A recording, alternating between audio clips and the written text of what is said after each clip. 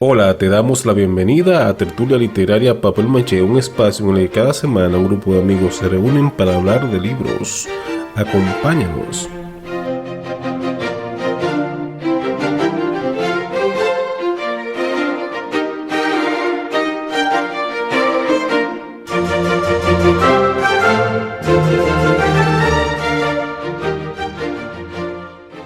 En este episodio conversamos con Andrés Acevedo sobre su libro Instituciones Culturales de Santiago de los Caballeros.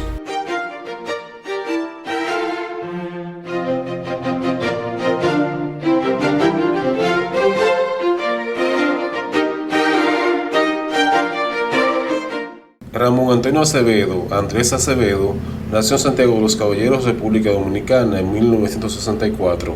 Empezó a publicar poesía en los periódicos La Información y El Nuevo Diario a mediados de los 80. Como articulista y ensayista ha publicado desde 1988 frecuentes trabajos en revistas dominicanas y extranjeras, así como en los periódicos La Información, Listín Diario y los desaparecidos periódicos La Noticia, El Siglo y Última Hora. Ha promovido y organizado numerosos eventos culturales. También ha fundado y cofundado talleres literarios en su ciudad natal. Entre estos, Grupo Colectivo Literario 1985, Taller Literario Litera 1985, Círculo de Escritores de Santiago 1992, Letras Unidas 1993, Taller de Narradores de Santiago 1996, Tertulia Literaria Ramón Gómez de la Serna 2003, y la Tertulia Literaria Cuarto A en 2012. Ha impartido como facilitador talleres de creatividad para niños, jóvenes y adultos en diversos centros educativos del país. En el año 1985 se desempeñó como bibliotecario y asistente de investigaciones de la centenaria Sociedad Cultural Alianza Cibaeña.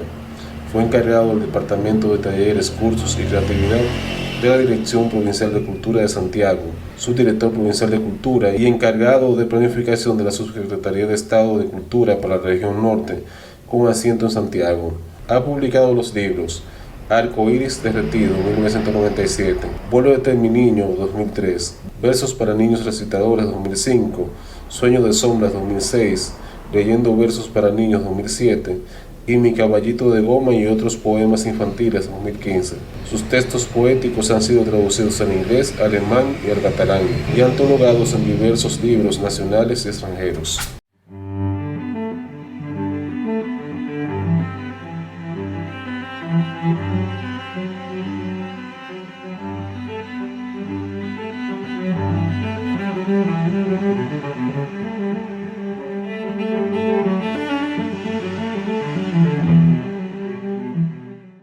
Santiago de los Caballeros me trae gratos recuerdos. Desde mi temprana adolescencia recorrí sus calles, enamorado de sus viejas edificaciones y su vivencia. Disfruté mirar a las personas monologando y conversando en los parques. En realidad, no dejaría jamás a Santiago, ni siquiera a cambio del paraíso, donde se supone existe la vida eterna. Recuerdo bien algunos negocios, casas y personalidades, residentes o visitantes de Santiago. La ciudad, desde la década de los 80 del siglo pasado, tengo como una fotografía en mi memoria el Teatro y el Bar Colón, el Hotel Mercedes, cuando aún funcionaba, a lo que el Estado debió proteger y declarar los patrimonio histórico y cultural. Me juegan en la memoria la casona donde se estableció por primera vez la Universidad Católica Madre y Maestra, Ucamalma, en la calle Máximo Gómez, esquina Zully Bonelli. Los restaurantes Londres, propiedad del ciudadano chino Wong UNG, Antillas del chino Ventura Ben, y el yaque, propiedad del ciudadano chino Sejin Hoa.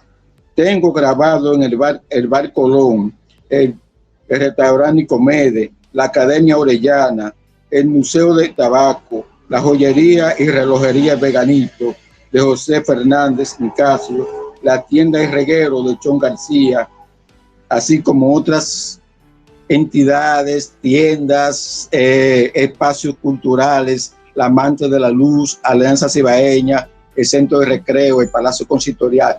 Todo eso lo recuerdo de mi infancia porque yo estudié en el Centro Histórico de Santiago, la primaria y la secundaria.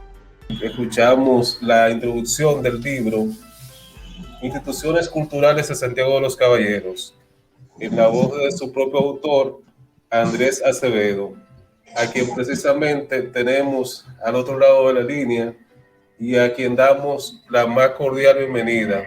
Bienvenido, Andrés. ¿Cómo te sientes? Muy bien y contento de estar invitado por ti a tu programa. Somos del área de la literatura, nos unen en una hermandad, aparte de la literatura, como personas, que es importante eso. Sí, yo estoy muy contento porque vamos a hablar de algo que a mí en lo personal me gusta mucho, que es hablar de Santiago, una ciudad a la que yo le tengo muchísimo cariño, porque yo no sé si tú sabes que yo viví 7 años allá. Oh, estudié mi carrera de Derecho allá en la Pucamaima, o sea que me siento muy unido a Santiago y voy con mucha frecuencia. Excelente. Tú sabes que a cada rato nos topamos allá en las calles del centro histórico. Vimos en el restaurante El Encanto. Claro, casualmente, o sea, no fue planificado, pero esas son cosas de las cosas buenas de la vida, que no se planifican. Claro. Entonces, Andrés, como es una costumbre ya en este programa, nosotros a los invitados que llegan por primera vez a él, hay una pregunta que siempre le hacemos. ¿Cómo fueron tus inicios en esto de la actividad literaria, la creación literaria? Háblanos un poquito de tu trayectoria, ¿cómo fueron esos inicios? Bueno, yo puedo decir que yo vengo de un barrio humilde, en el sector Gurabito de Santiago de los Caballeros, de una familia muy pobre, pero al lado de mi casa se fundó el Club Cultural y Deportivo Gurabito, y el cual tenía una biblioteca, o sea que yo desde que comencé a caminar, quiero decirte que me integré a las labores culturales. De ahí entonces descubrí en el Ensanche Bermúdez, ya distante, un barrio muy importante de aquí de Santiago, ahí descubrí la biblioteca Héctor J. Díaz. Cuando salí, que me fugué, me despacharon temprano de la escuela, y en vez de llegar a mi casa, un amigo, Julio, que vive en el Sánchez Bermúdez, me invitó a su casa, y cuando yo descubrí esa biblioteca, fue como dice Borges, fue descubrir un mundo, una biblioteca de la más completa que tenía un barrio en Santiago de los Caballeros. Ahí comencé a leer sin pauta, sin saber qué era lo profundo, qué era lo superficial. Leía cosas que ni siquiera comprendía, pero lo leía. Exacto. Y tengo el hábito de la lectura desde siempre. Ah, qué bueno. O sea que es una de las grandes cosas que uno descubre, ¿verdad? Es como una revelación cuando uno sí. descubre la lectura. Hay escritores que cuentan eso, de que una de las cosas que más aprecian uno de los más importantes momentos de su vida es aprender a leer y leer. Exacto. Y lo más importante fue también en mi vida fue que me alfabeticé demasiado temprano. Mi mamá me alfabetizó y yo anduve todas las escuelitas particulares del barrio. Cuando llegué a la escuela formal me pasaron en un año 5 veces de curso porque yo ya había superado todo eso. Exacto, sí. Dicen que un niño que lee es un adulto que piensa y realmente es así. Te facilita muchas cosas en la vida académica, y no solo en la vida académica, en la vida en sentido general. Yo creo que cuando uno lee, dicen que el que lee vive más vidas que una persona que no lee. Claro. A través de los libros puede vivir en otras épocas, en otros lugares a los que tú nunca has ido físicamente. Así mismo. Realmente es una experiencia que enriquece la vida, realmente, la lectura. Entonces, Andrés, vamos ya hablando un poco del libro, ¿verdad? Instituciones Culturales de Santiago de los Caballeros. Háblanos un poco de ese proceso, porque sabemos que eso fue a raíz de la convocatoria de proyectos culturales del Ministerio de Cultura, ¿verdad? Sí, Que se pudo llevar a cabo este libro, que se pudo escribir y publicar. materializar la publicación Exacto. ya. Entonces, Sí. háblanos un poquito de cómo fue ese proceso y de los obstáculos que tú tuviste que vencer ya en el proceso propiamente de investigación. Sí. Para En ti. principio, en el 2008 se iba a inaugurar el Palacio Consistorial, una remodelación que se había hecho, que lo hizo en la gestión de José Rafael Antigua. Entonces, José Rafael Antigua le dijo al director regional de cultura, Enegildo Peña, que consiguiera datos sobre el Palacio Consistorial. Y Enegildo me encomendó ese compromiso a mí. Yo, cuando fui a la biblioteca Amante de la Luz, al archivo histórico, a la Alianza Cibaeña, lo que encontraba en los libros que había era muy poco. Digo yo, pero ¿cómo va a ser una institución que se fundó en el año 1897 y no se hayan hecho estudios pormenorizados sobre esa institución? Entonces de ahí comencé a recopilar datos y me fue entusiasmando. Entonces llegué a investigar sobre otras instituciones que también corrían la misma circunstancia. O sea, no aparecían datos detallados de sus fundadores, de cuántos años tenían, quiénes habían conformado la directiva, las actividades culturales que se habían hecho durante siglos ahí, imagínate. Y comencé a conformar un libro. Ya en el 2008, ya yo venía trabajando desde el 2008 y llegó lo que llama el concurso para Sí. los proyectos culturales. En el primer proyecto yo participé con uno que era formar talleres literarios en los barrios vulnerables, pero no pasó. Y un amigo que fue jurado me dijo que no pasó porque el proyecto mío se parecía a uno que había depositado el obispo Benito de la Rosa y Carpio, y José Antonio dijo que no quería tener problemas con la iglesia. Entonces me descalificaron a mí, pero al año siguiente concursé y clasifiqué. Entonces ahí comenzó el proceso ya de redacción, de investigación y redacción del libro. ¿Y cómo fue? Eso, pero le fui dando forma a partir de entonces. ¿Y cómo fue la receptividad de las instituciones? Porque a veces yo lo sé por experiencia propia, que tú vas a solicitar ciertas informaciones a una institución y las instituciones suelen ser reservadas en algunos documentos y datos para dártelo, o sea, como que se resisten a facilitar ciertas informaciones, ciertos documentos. Entonces, ¿tuviste alguna dificultad en ese sentido de instituciones que te hiciera difícil, vamos a decir, conseguir ciertos datos, cierta documentación? A pesar de haber una ley de acceso a la información pública y las instituciones culturales recibir presupuestos del Estado, subvenciones, se resisten lo que llama, porque hay un secuestro de las informaciones. Pero mi estado de rebeldía, y yo me rebelo por lo que quiero conseguir, y además tengo un derecho, pude conseguir, pero sí hay obstáculos.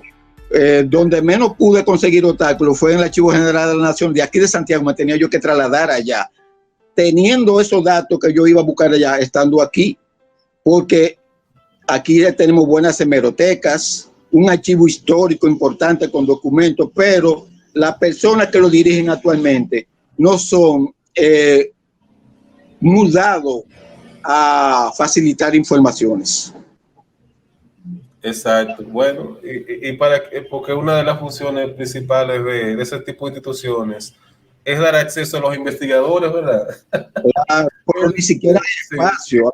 Los investigadores, si son ñoños, abandonan los proyectos, pero hay que perseverar, que es lo más importante. Tiran la toalla. Claro, tiran la toalla. Yo he visto a personas venir de otro pueblo a investigar aquí y se van como medio deprimidos, porque es difícil. Te ponen muchos obstáculos. Sí. Entonces, Andrés, de las instituciones culturales de Santiago que tú en tu libro las va clasificando, ¿verdad? Por Ujú. instituciones privadas, las instituciones que dependen del municipio, del Ministerio de Cultura. De todas esas instituciones, ¿tú no podrías dar una breve reseña de la que tú consideras las más importantes que tiene Santiago? A través de la historia, podríamos elegir tres históricamente, vamos a decir, relevantes y tres que actualmente tú consideres que estén haciendo el mayor aporte a la vida Sí, cultural. Podemos hacer un pequeño recorrido, ¿verdad? sí, sí. Una de las instituciones que yo más admiro y que la gente la ha ido poniendo de lado y que sigue funcionando es la Logia Masónica Nuevo Mundo número 5. Fue fundada en el año 1859 y fue lo que se llama el centro de acopio a los héroes de la restauración, porque todos los restauradores, incluyendo el presidente Lili, era masón. Y entonces de ahí se desprende lo que llama muchas instituciones sociales y culturales y filantrópicas de Santiago se desprenden de la logia masónica.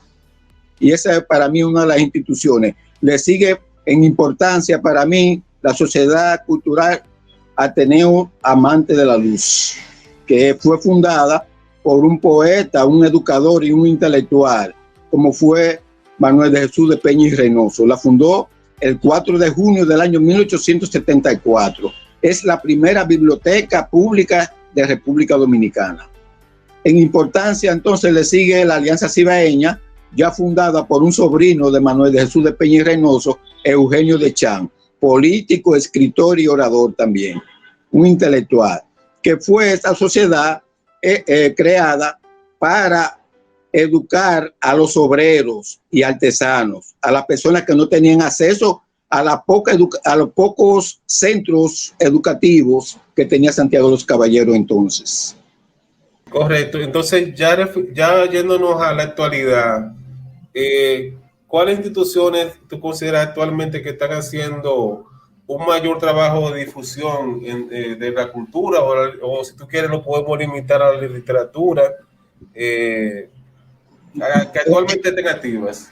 Sí, instituciones ya, porque hay otras ya que hicieron su trabajo en su momento. Por ejemplo, Exacto. el Centro de Recreo fue fundado en el año 1894, el 16 de agosto, y todos los intelectuales que llegaron a Santiago pasaron por el centro a dar conferencias. Ahí fue Vasconcelos, José de Vasconcelos, el educador mexicano. José Martí fue ahí durante 2 veces, en el año 1892 y 1895. Y todos los intelectuales, escritores que venían de Europa, de América, incluso Eugenio María de Hostos dio varias conferencias en el Centro de la Cultura. Ese es el centro intelectual, pero de la clase, lo que llama aristocrática de la sociedad de Santiago.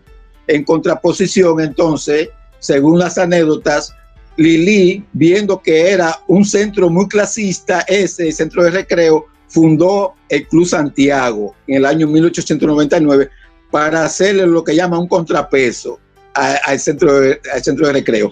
Y se convirtió en lo mismo, en un centro también de la élite, no de la sociedad, del pueblo, donde las clases humildes pudieran acceder a ella. Sí, hay un capítulo también del libro que tú le dedicas a hablar de las universidades de Santiago.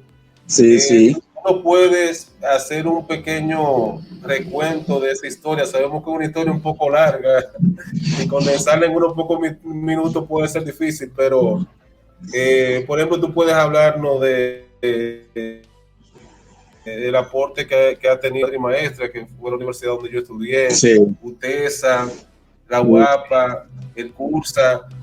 Brevemente, háblanos un poco de cómo surgieron esas instituciones y el aporte. Algunas de las instituciones que se quedó en el aire, de las que están haciendo una labor importante en Santiago. Por ejemplo,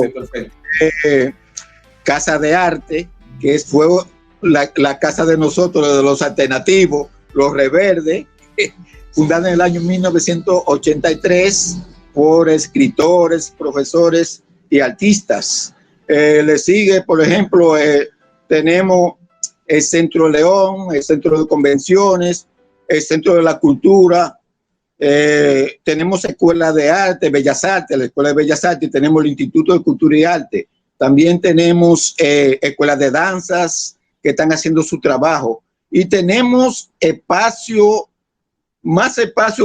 tenemos espacio como nunca ahora, tanto en el centro histórico, que era donde se concentraban todos, pero ahora tenemos muchos complejos deportivos, multiuso en los barrios, pero no se le está dando el uso que debiera dar, y la cultura en los barrios está muy dormida, hay que trabajarla mucho.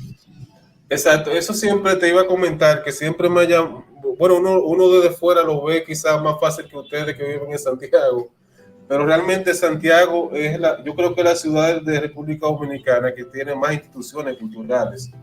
Yo creo que está por encima de Santo Domingo en cuanto al número de instituciones. Realmente es así. Tú también lo entiendes que es así. Que sí. Santiago, ya para el año 1859 hasta el 1900 nosotros teníamos 64 instituciones, tanto culturales, sociales como filantrópicas aquí en Santiago, todas activas y haciendo una labor. Todos estábamos bien organizados. Había organizaciones de profesores, organizaciones de estudiantes, organización de obreros. O sea, estábamos bien organizados aquí en Santiago en cuanto a eso. Y algo de eso se mantiene todavía. Exacto, porque hay muchas instituciones de las antiguas que todavía siguen funcionando. Sí. Tenemos las tres instituciones. Tenemos las tres instituciones más icónicas de Santiago, que es la Logia, que está funcionando, tiene un museo ahí, está el Amante de la Luz y está la Alianza Cibaeña. Correcto, que son instituciones que siguen activas. Sí. Exacto. Excelente. Entonces, eso es muy importante, que las instituciones perduren en el tiempo, ¿verdad? Que no perezcan. Eso es muy loable también, porque es difícil mantener una institución por tanto tiempo. No, y además, es la primera ciudad, yo creo, que creó un archivo histórico municipal. Exacto. En el año 1958. Yo creo que hay otro en el país, o yo creo, no sé si habría otro en el país. Que yo sepa, he investigado y habrán surgido después, pero en el año 1958 se fundó el Archivo Histórico Municipal de Santiago de los Caballeros. Lo fundó José Antonio Hungría, pero no pudo tomar posiciones porque lo nombraron en un cargo y a poco tiempo después murió. Lo siguió, entonces quedó como presidente un historiador que también falleció en el año 1992, don Román Franco Fonder. Ok. En el libro me llama la atención, Andrés, que cuando uno leyendo el libro se da cuenta de que Santiago, o el territorio que ocupa actualmente la ciudad de Santiago, ha sufrido muchos embates de la naturaleza, muchos terremotos. Sí. También propio de la obra humana, como incendios también. Y aún así, o sea, lo que me llama la atención es que aún con todos esos avatares, Santiago ha logrado resurgir y mantener la memoria histórica de la ciudad, que eso es muy importante. Importante. Lo único que yo estoy de acuerdo con lo que dice Edwin Espinal, un historiador de aquí de Santiago, muy importante, que los archivos, con el incendio que hubo cuando la guerra restauradora, el 6 de septiembre del año 1863, todos los archivos se quemaron porque la ciudad quedó vuelta a ceniza. Exacto. Y eso, ese pasado histórico, todos esos documentos, todas esas actas en la fiscalía, todo eso se perdió. Aquí nadie sabe. Aquí tú buscas un libro buscando la fecha de nacimiento de un otro y de un momento a otro te dan 3 y 4 fechas distintas. O sea, que la gente está especulando porque no tienen documentos en la mano. O sea, que hay una laguna, vamos a decir ahí. En eso hay una laguna en eso. Sí, pero pese a eso, ya desde ese tiempo para acá, la historia de Santiago ha quedado mejor documentada, ¿verdad? Sí. Realmente es una ciudad que se ha preocupado por preservar la memoria histórica. Sí, y yo lo que yo admiro de Santiago también es que el 6 de septiembre del año 1863, Santiago quedó vuelta a lo que se llama ceniza, como yo te dije. Exacto. Pero ya en el año 1861 vino la primera compañía teatral, de ópera de Italia a presentarse en Santiago. O sea, 1863, como 8 años después del incendio. O sea, cuando aquí no había educación, o sea, centros culturales donde la clase media pudiente mandaban a sus hijos a estudiar bachillerato a Europa, a Bélgica, a Francia, como fue el caso de doctor Llena, el caso de Ulises Francisco Espallá, Pedro Francisco Bonó, Pedro María Chambur, Arturo Grullón. O sea, que mandaron a Francia y se graduaron en Bélgica de bachiller y allá se quedaron y se hicieron profesionales también. O sea, que cuando Santiago no tenía nada de eso, ni dominábamos idiomas, ya que venían compañías de Francia, Italia, Europa, muchas compañías de Europa. Yo en el libro tengo registrado unas 15 o 20 compañías que venían, aparte de, porque venían todavía cuando esa compañía llegó por primera vez en el año 1871, nosotros todavía no teníamos comunicación con el ferrocarril central dominicano, que era vía Santiago, Puerto Plata y viceversa, ni tampoco La Vega con Samaná tenía la comunicación de ferrocarril de Samaná. O sea, que vinieron en mulo, como uno ve la película de Charlie Chaplin, como yo digo, el circo, que se trasladaban en carruaje, se establecía. Aquí no había teatro como en Europa. Yo me imagino en rancheta era que se presentaban. Eso era maravilloso. Yo me imagino cantando la Traviata en un país de analfabetos. Sí. Bueno, esto es que Santiago tiene lo que llama una tradición cultural importante, porque de eso se quedó muchas cosas importantes, que después los intelectuales del siglo XIX revaloraron y le dieron continuidad a mucho de eso.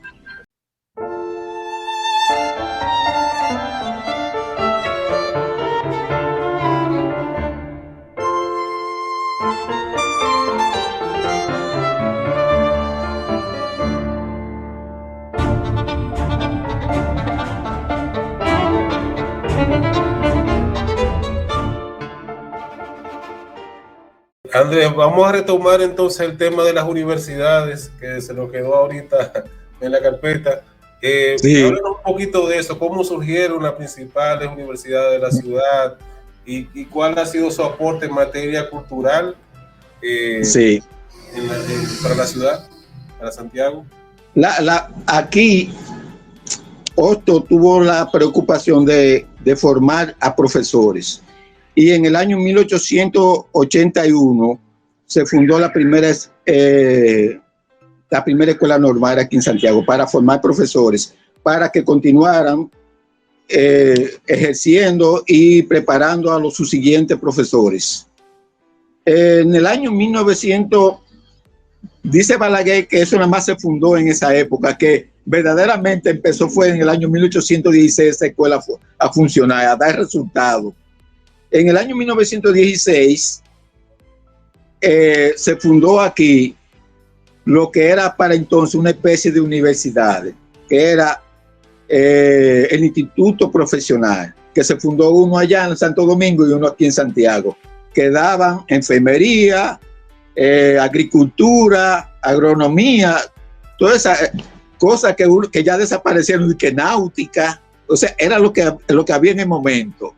Y entonces, a la llegada de la invasión norteamericana en 1916, un general, uno de los oficiales comandantes, que era médico y se había formado en la ciudad de Yates, entonces cerró, dice que eso no era nada de universidad, que no tenía ninguna categoría. Y entonces de ahí quedó cerrado el Instituto Profesional. Y en Santo Domingo fue cerrado y se convirtió en la Universidad de Santo Domingo, de allá también, porque dijo él, y eso está escrito en el libro del doctor Cantizano, que ninguna de las dos tenían la calidad ni las condiciones para llamarse universidades.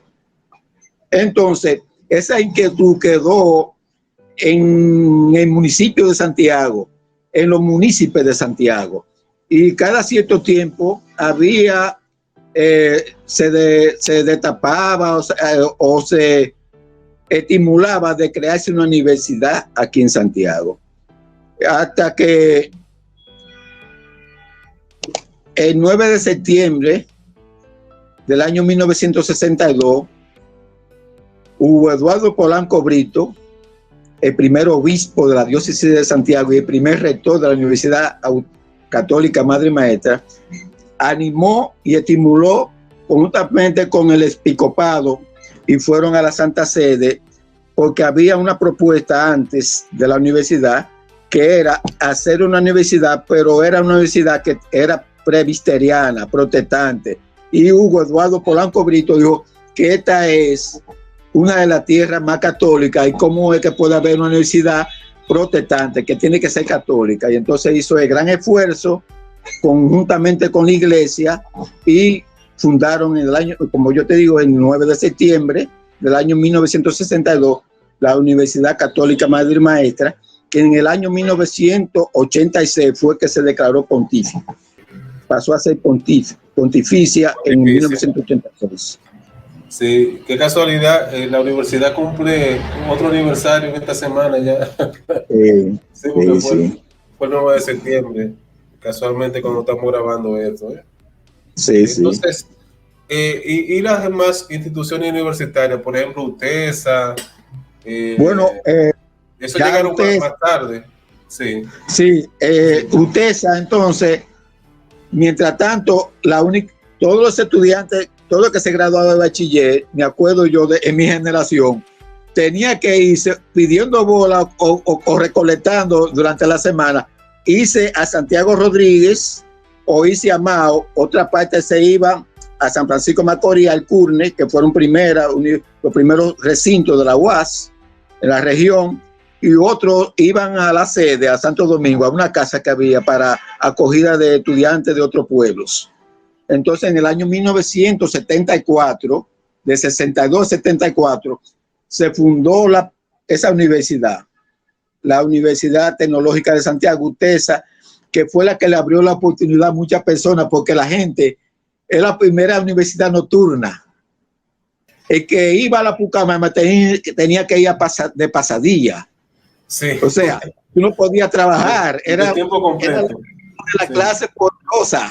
Sí, entonces la UTESA se convirtió en la universidad de los pobres, porque tú podías salir de la zona franca o de cualquier trabajo y estudiar de noche. Y mucha gente se hicieron profesionales, salieron de ese estado de ser lo que llama empleado a ser su propio jefe.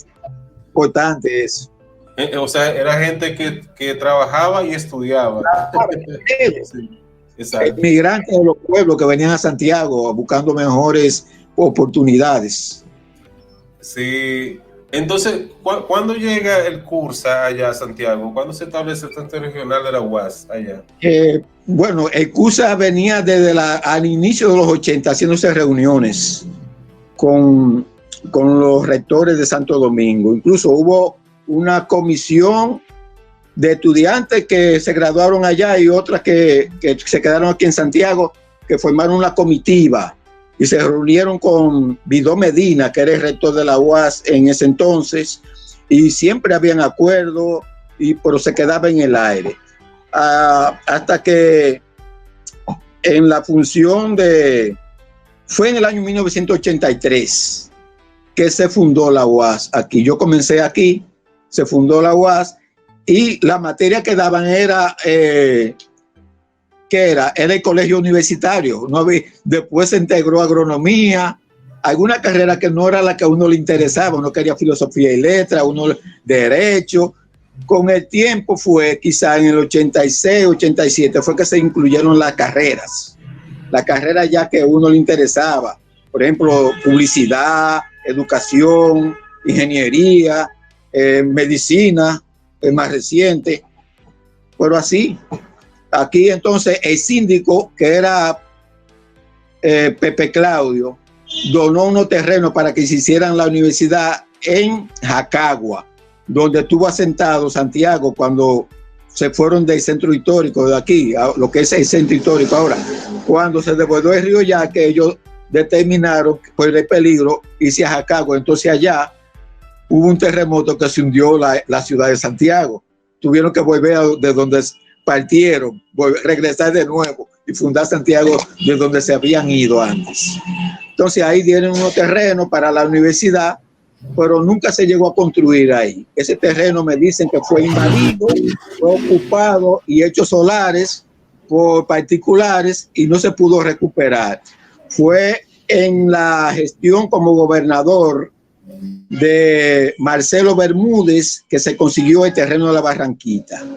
Entonces Leonel Fernández fue el que le dio prioridad y se fundó ahí. Entonces ya sí se estableció definitivamente el recinto de la UAS en Santiago. Sí, porque originalmente estaba en la calle 16 de agosto. Sí, la universidad estuvo en varias partes porque no tenía locales. Sí. No tenía locales. Sí. Estuvo en la gobernación, en la Escuela Venezuela, en el Onésimo Jiménez. Y así en una calle que queda, bueno, en la Restauración, donde está la Sastrería Yácara, al lado de la Lavandería Londres, en esa casona que ahora hay un bar, ahí yo cogí clase también. O sea, la universidad no tenía espacio. Fue mucho después que se estableció en la Escuela México, conocida como Isilia Pepín. Hasta ya llegar a su ubicación actual en la Barranquita. Sí, sí. Sí. Bueno, Andrés, pudiéramos hacer una evaluación de la situación actual de las instituciones culturales de Santiago, tanto públicas como privadas. O sea, ¿están cumpliendo su función? ¿Podrían mejorar? ¿Enfrentan algunas dificultades? ¿Cuál tú entiendes que sería el diagnóstico actual? Bueno, hubo una época en que las instituciones culturales de Santiago tenían un programa y uno se orientaba vía eso, había un interés de que la gente se enterara de qué ellos estaban haciendo. Ahora se está improvisando demasiado. O sea, la Alianza Cibaeña tenía una dinámica cultural, ahora solamente se dedica a prestar libros y a cumplir, a dar su servicio que ha dado siempre, pero tenía una agenda cultural activa. Lo mismo Amante de la Luz, incluso la feria que se hacían aquí en Santiago, se hacían en el espacio de Amante de la Luz. Ya eso no se hace, ni tampoco se hacen las actividades que tal vez llegan o que uno le sugiere o que la persona anda buscando un espacio para hacer alguna actividad, pero no tienen un programa de actividades que ellos diseñen, estructuren. ¿Y qué se puede hacer? Sí.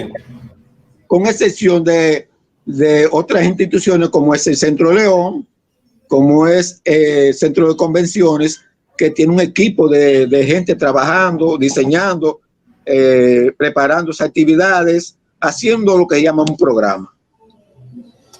Y que son instituciones privadas, dicho sea de paso. Sí, o sea, tanto el Centro León que benefician mucho a Santiago. Son privadas, pero le dan acceso a todo el mundo, que es importante, que eso es lo que queremos. Correcto. Entonces tú mencionabas ahorita algo que yo considero muy importante y que podría ser una de las cosas que se pueden hacer para que el nivel cultural en general de la ciudad o del país mejore, que es el trabajo en los barrios.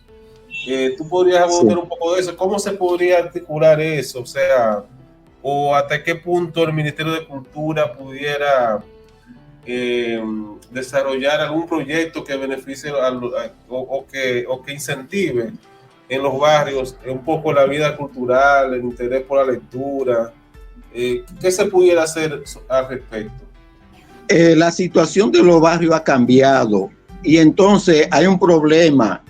Tú tienes que adaptarte a los medios y entonces para tú poder conquistar a uno, tú tienes que saber cuáles son sus gustos y entrarle a eso. O sea, los gestores culturales tienen un esquema muy viejo y van a llevar lo que ellos conocen. Entonces hay que descubrir cuáles son las necesidades de los barrios, de esos jóvenes, cuáles son sus inquietudes, porque ahora son reggaetoneros, hacen su poesía, pero a su manera. O sea, tú no puedes esperar una poesía estructurada como nosotros la concebimos.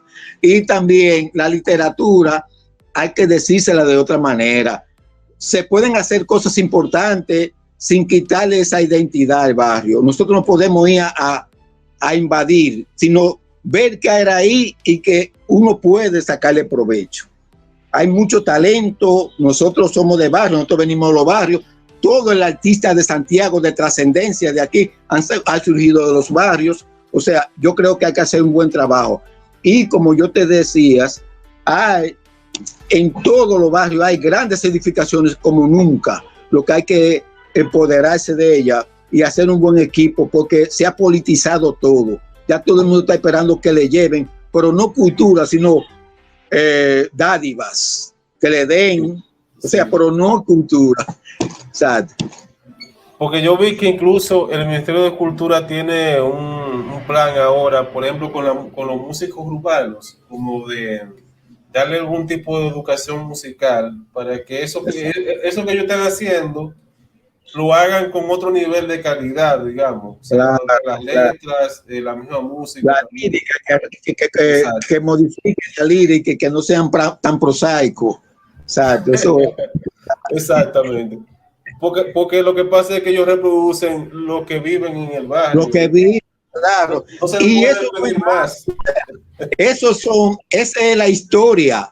Cuando uno va a evaluar sociológicamente a una sociedad, esos son referentes importantes. Correcto. Entonces, uno lo que tiene que hacer es partir de esa realidad y en base a esa realidad, ¿qué se puede construir a partir de ahí, verdad? Esa sería la idea. Sí. Cuando uno se va a un barrio a impartir un taller, tú lo que tienes que tener en cuenta es que habrán 40, 30 niños, pero si sale uno ya es un logro. Lo que hay que hacer es darlo con amor. A mí me gustan Pedro Enrique Ureña, que yo aprendí de él, que él preparaba su clase como si fuera para catedrático cuando daba la clase en la secundaria. O sea, hay que tener respeto por eso a las personas que están ahí como espectadores escuchando a uno. Él dio muchas conferencias y no sabía quiénes estaban ahí en público. ¿Y quiénes estaban en público cuando él daba esa charla y esa conferencia y esa clase? Estaba Enrique Anderson Inver, estaba Jorge Luis Borges, estaba Sábato, estaba Bioy Casares, o sea, grandes escritores y otros más que lo escucharon a él, pero no sabían ni quiénes eran, quiénes iban a ser en el futuro y quiénes iban a seguir la letra, quizá por una palabra, una frase o algún fragmento que leyó y lo despertó esa inquietud que tenía interna. Sí, Andrés, qué bueno que tú dices eso, porque a veces uno no puede subestimar al público al que uno se dirige, ¿verdad? Yo también, hay que respetarlo, o sea, claro. por ejemplo, nosotros estamos haciendo este podcast, me dirá gente, pero ustedes están haciendo ese esfuerzo, ¿y quién lo va a ir ustedes? ¿Quién se interesa aquí por la literatura y la cultura? Eso no se ve en lo inmediato, eso se ve en el futuro, pero hay que sembrar. Hay que sembrar. Hay que sembrar. Entonces, yo creo personalmente en eso, de que uno debe... Sí. Porque quién sabe dónde puede caer eso. Puede encontrar un terreno fértil y fructificar. Claro. En el futuro, ¿verdad? Claro hay que regar sí. la semilla. Sí, entonces, en todas partes, siempre algo se le queda a alguien. Yo desde niño estuve en muchas charlas que eran para adultos y algo se me quedó de lo que dijeron esa gente adultos. Yo me acuerdo que en eso, ¿verdad? Se inspiró en algo. Sí. Yo fui al Club Gurabito ahí, que quedaba al lado de mi casa, a una charla donde estaba Ramón de Luna y Minucha, que son grandes personalidades de la locución y además una vivencia enorme de las revoluciones y la lucha de los clubes. Entonces, cuando yo era niño fui, me acuerdo yo, el pantaloncito corto y de calzo, y me dice, los niños, ve el respeto que tenían los dirigentes clubísticos de antes. Los niños, las sillas son para los mayores, los niños que se sienten adelante, yo me senté adelante a oír cosas que yo no entendía porque eso era para adultos, pero me quedé ahí, algo se me quedó la imagen de Ramón de Minucha, esas dos leyendas de la literatura y algo de lo que ellos dijeron. O sea, que hay que dar con respeto, cuando usted va a dar algo, no diga, no sé para niños, como que queriendo opacarlo, minimizarlo, sino preparar las cosas con seriedad, a su nivel de lengua, a veces uno tiene que prepararse muy bien, porque a veces uno lleva una charla para un grupo, dice, es para adultos, para tal persona, y cuando una vez te llevan adolescentes. Entonces, si tú no tienes la capacidad de invertir eso que tú hiciste y comunicarlo, es un problema serio. O sea, hay que prepararse bien. Sí, vi en tu biografía que tú has escrito para niños, ¿verdad? Literatura para niños. Sí, Interesante. 6 libros para niños he escrito. Yo creo que te vamos a tener que invitar de nuevo para que hablemos ya de Sí, algunos de esos libros ya de literatura para niños, ¿verdad? Sí. Porque yo lo considero muy importante. Claro. Decía ahorita que un niño que lee es un niño que piensa, y es más fácil desarrollar el hábito de lectura en la niñez. No, y como tú eres escritor y tú sabes, yo tengo muchos amigos escritores, todos mis amigos, todos los escritores de Santiago son mis amigos, pero sí, todo el mundo sabe que a toda lectura, a un gran escritor, a toda gran escritor le antecede una gran lectura. Uno empieza leyendo y uno no sabe que uno va a ser escritor en el futuro después, que uno descubre que tiene facilidad y talento para desarrollar la escritura. Correcto. Entonces, hablando precisamente de eso, Andrés, tú sabes que ya estamos celebrando el 25 aniversario de la fundación del Taller de Narradores de Santiago. Sí. Hemos entendido que tú fuiste uno de los fundadores de esa institución. ¿Tú puedes hablarnos de eso, de esos orígenes, y cuál ha sido cuál tú crees que ha sido el impacto del Taller de Narradores de Santiago? Bueno, el Taller de Narradores ha hecho aportes significativos a la narrativa de la región del Cibao y del país. El taller lo fundaron Máximo Vega y Ubaldo Rosario, y después nos integramos Puro Tejada y yo, y posteriormente otros jóvenes aspirantes a escritores. Nos reuníamos en Casa de Arte a conversar sobre literatura. Me acuerdo que Máximo Vega, yo estuve ahí, Ubaldo, Puro, y organizamos lo que llama el primer coloquio sobre Judas Iscariote de Juan Bosch, y buscamos a intelectuales, a un intelectual, Bartolo Domínguez Tavares de la Pucamaima, filósofo, que abordó Esteban Rosario y Luz Rosa, creo, amiga de Máximo Vega, una periodista interesante que domina mucho los temas bíblicos, y eso fue un evento importantísimo. Lo hicimos allá en Casa de Arte. Yo fui el que di la primera conferencia de taller de narradores, que fue sobre la vida y obra de Gudem Maupassant, y yo me acuerdo que estuvo ahí Vigilio Hernández, que es escritor, estuvo Francisco Jerónimo, lamentablemente, un escritor y gestor cultural que falleció a destiempo. Hay gente que dice que no, que la gente muere cuando tiene que morir. Ese murió a destiempo, era muy joven y se veía saludable, lamentablemente. Y el taller han pasado escritores importantes y han sido invitados escritores importantes del país y del extranjero también. Y los frutos que ha dado el taller de narradores, podemos decir, Rosa Silverio viene del taller de narradores, Sandra Tavares, Joana Díaz, Víctor Núñez, Ramón pasó, pero ya Ramón tenía su formación, pero aportó, y así muchísimos escritores. Ubaldo ya no ve, porque Ubaldo es de los fundadores y es Premio Nacional de Literatura. O sea, y el taller ha recorrido ya el país dando charlas,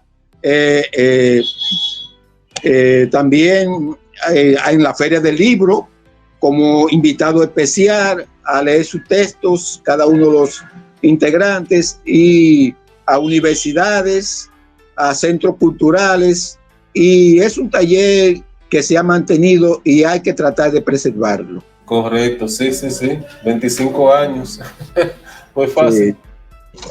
Sí. Andrés, hemos hablado de tu libro, Instituciones Culturales de Santiago de los Caballeros, que tiene, veo aquí, unos 647 páginas, 642 páginas, ¿verdad? Es un documento yo diría un referente en lo que a investigación de la historia de la cultura se refiere. En el país, no sé si haya otras obras similares aquí de otras ciudades del país, creo que no. O que tú podrías... Tendría que indagar. Pero sí, Sí. a mí me dio la grata sorpresa de que Zoila Rodríguez, que es la administradora de la Alianza Cibaeña, y Sí. Wanda Rosa Pía, que es la encargada de comunicación de Amante de la Luz, me dijeron que el libro mío es el más consultado, o sea, por los estudiantes, porque es didáctico, ahí está la fuente, lo que ellos buscan, si quieren conocer el Palacio Consistorial, las instituciones de Santiago, ahí están detalladas. O sea, eso te iba a preguntar, ¿dónde la gente que esté interesada en leer tu libro lo puede conseguir? O sea, ¿hay ejemplares disponibles o en bibliotecas? no, el libro está disponible en la Biblioteca Amantes de la Luz y en la Alianza Cibaeña de Santiago. Ok, porque parece que el ministerio no imprimió muchos ejemplares. No hay muchos ejemplares. Sí, se agotaron. Pero sería interesante que en el futuro puedan tal vez colocarlo en Amazon y uno pueda adquirir por ahí sí. también. Sí. Como yo te decía en estos días cuando comunicamos en el monumento, sí. Hay 2 capítulos de 2 instituciones que yo no pude terminar antes de publicarlo. Entonces, en la próxima edición, yo le voy a agregar 2 capítulos de 2 instituciones, como es el Club de Damas que dirigió la esposa de Horacio Vázquez, doña Trina de Moya de Vázquez, una poeta. ¿Quién no conoce Himno a la Madre? Fue ella que lo escribió. Entonces, ella fundó el Club de Damas aquí en Santiago, una institución que hizo muchos aportes a la cultura y a la filantropía en Santiago. Interesante. O sea que en una próxima edición de Instituciones Culturales de Santiago de los Caballeros va a estar esa institución ahí. Va a estar. Pues, ojalá que sea pronto eso. Sí. Sí, que alguien te apoye para publicarlo, o si no lo publicamos en Amazon. Eso, exactamente. Ya. O sea, que eso es una ventana que se ha abierto ahora para publicar. Entonces, Andrés, vamos a, como todo lo bueno tiene que terminar, Sí. y te vamos a invitar luego para hablar de tus otras obras que están ahí. Sí. O sea que tendremos oportunidad de volver a tener este diálogo contigo. Así que solamente me resta ya agradecerte tu participación en este episodio de la Tertulia Literaria Papel Machete. Y nada, muy agradecido, de verdad. Agradecido estoy yo de esa invitación que tú me hiciste. Muchas gracias y agradecido infinitamente.